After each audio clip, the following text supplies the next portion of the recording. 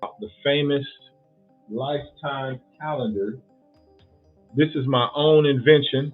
We got the rules on the back,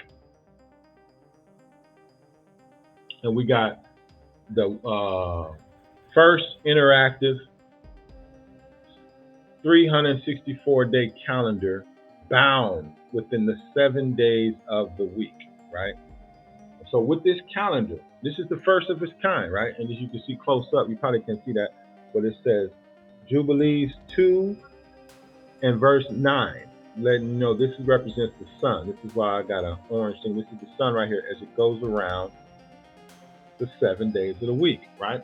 So the reason why we call this the lifetime calendar is because you only got to print this thing out one time and it will last you an entire lifetime. A lot of these Hebrew calendars, you got to reprint them every year. You dig what I'm saying? Because they update them according to the Gregorian dates so that you don't lose your place. But with this calendar lasts for a lifetime. You print out one time and it just keeps going. It's perpetual. You know, it's a 7 calendar. And today, for the first time, I'm going to show you the proper way of how to use the Enochian lifetime calendar. And if you want to get one of these, you got to hit my inbox. Hit me on Facebook, Dawiyah Baba Zion. You can hit me on Twitter, malakdavid. You can also comment at the bottom of the book.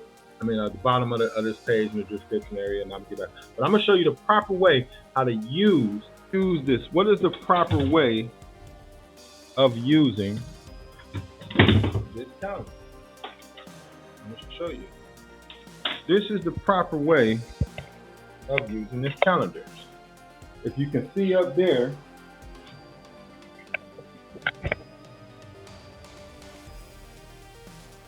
you see that? You can ignore the long hand and the short hand. Ignore those and just focus on the red hand. You see the red hand is on the 7th day of the week, right? So I'm going to show you. This is how you use it. You buy one of these calendars off of Amazon. It's like $30, $40, $50, maybe even $60, depending on which one you want. But you keep track of the 7 days of the week. As long as you know the days of the week, you can know the entire date on the calendar. So you see the red hand is pointing to the 7th day of the week, right? I'm gonna figure out a way to change those names. I don't like the pagan names up there, you know. But anyway, that's another story. Anyway, so you know we in the 7th day of the week based on the lifetime calendar, right? So now let's look at that. Let's look at that. Let's deal with that for a second.